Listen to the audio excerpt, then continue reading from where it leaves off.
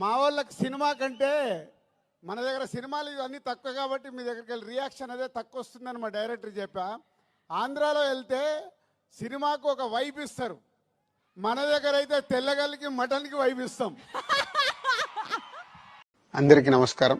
మన ఈ మధ్య నిజామాబాద్లో మేము సంక్రాంతికి వస్తున్నాం ఈవెంట్ చేయడం జరిగింది. అది నిజామాబాద్ పట్టణంలో ఫస్ట్ టైం. ఇంతకుముందు ఎప్పుడు మన దగ్గర సినిమా ఈవెంట్స్ పెద్దగా జరగవు. అప్పుడు ఒకసారి ఫిదా సక్సెస్ మీట్ ఒకటిసారి పెట్టాము, మళ్ళీ సంక్రాంతికి వస్తున్నాం చేసాం. అంటే ఆ నిజామాబాద్తో నాకున్న అనుబంధం అలాంటిది. నిజామాబాద్ జిల్లా వాసిగా అక్కడ ఈ సినిమా ఈవెంట్ చేయాలని చేయడం జరిగింది. పోతే ఆ ఈవెంట్లో నేను మన కల్చర్లో ఉండే మన దావత్ గురించి, మటను తెలగలు గురించి సంబోధించాను. నేను ఆ మాటలలో తెలంగాణ వాళ్ళని నేను అవమానించానని, తెలంగాణ మీద హేళన చేశానని కొంతమంది మిత్రులు కామెంట్స్ చేసి సోషల్ మీడియాలో పెట్టారని తెలిసింది. నా ఉద్దేశం అదే స్పీచ్లో లాస్ట్లో చెప్పడం జరిగింది. తెలంగాణ మన కల్చరు, మన దావత్తు నేను మిస్ అవుతున్నాను. సంక్రాంతికి 2 సినిమాలు రిలీజ్ అయ్యాక మన తెలంగాణ కల్చర్ దావత్ని నాకు చేసుకోవాలని ఉందని. సో మన కల్చర్ని అభిమానిస్తాను నేను. అదే అర్థం చేసుకోకుండా దాన్ని కొందరు సోషల్ మీడియాలో రాద్ధాంతం చేస్తున్నారని తెలిసింది. నిజంగా మీరందరూ ఆ మాట వల్ల ఏదైనా హర్ట్ అయి ఉంటే నన్ను క్షమించండి, ఎందుకంటే నా ఉద్దేశం అది కాదు.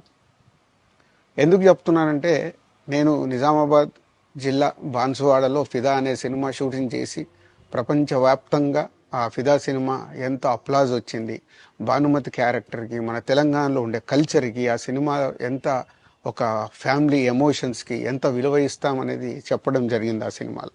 అది ప్రపంచవ్యాప్తంగా ఫిదా సినిమా ఎంత పెద్ద హిట్ అయిందో మీ అందరికీ తెలుసు. అలాగే బలగం అనే సినిమా తీసినప్పుడు తెలంగాణ సమాజం మొత్తం మమ్మల్ని అభినందించింది. తెలంగాణ ప్రజలందరూ ఆ సినిమాను ఆదరించి ఇది మా సినిమా అని గుండెలకు హత్తుకున్నారు. అన్ని రాజకీయ పార్టీలు ఆ సినిమాని అప్రిషియేట్ చేస్తూ మమ్మల్ని ప్రతి ఒక్క స్టేజ్ దగ్గర తీసుకెళ్ళి అభినందించారు, అన్ని రాజకీయ పార్టీలు. సో ఒక తెలంగాణ వాసిగా ఒక తెలంగాణని అభిమానించే నేను తెలంగాణని హేళన చేస్తానని ఎలా అనుకున్నారో నాకు తెలియదు. పోతే దాంట్లో ఏదైనా మీ కమ్యూనికేషన్లో తప్పుగా అర్థమైంటే నన్ను క్షమించండి. మీ మనోభావాలు ఆ కొందరు ఎవరైతే దెబ్బతిన్నాయని అనుకుంటున్నారో వాళ్ళందరికీ నా విజ్ఞప్తి, మీ మనోభావాలు దెబ్బతింటే నన్ను క్షమించండి. ఇప్పుడు నేను ఒక సినిమా ఇండస్ట్రీ ఫెటర్నీ నుంచి ఎఫ్డిసి చైర్మన్గా అయ్యాను. సో మీ అందరికి తెలుసది. సో ఇటు సినిమా ఇండస్ట్రీకి అటు ప్రభుత్వానికి మధ్యలో ఉంటూ సినిమా ఇండస్ట్రీకి అవసరపడ్డట్టుగా నేను అన్ని సహాయ సహకారాలు చేస్తూ ఈ హైదరాబాద్లో హెల్దీ వాతావరణము, తెలుగు సినిమాకి, తెలంగాణలో అభివృద్ధి చెందాలనుకునే యువతకి అందరికీ నేను ఉపయోగపడేలాగా ఉండాలి.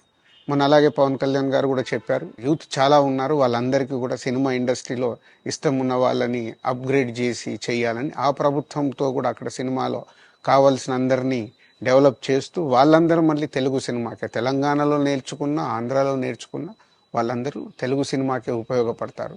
సో అందరికీ తెలంగాణలో ఉండే అన్ని రాజకీయ పార్టీలకి నా విజ్ఞప్తి, నన్ను రాజకీయాల్లోకి లాగకండి. అలాగే ఎఫ్డిసి అనేది కూడా సినిమాకి ఉపయోగపడే లాంటి అభివృద్ధి పనుల గురించి అవే చేస్తాను తప్పితే అది రాజకీయాలకు సంబంధించింది కాదు.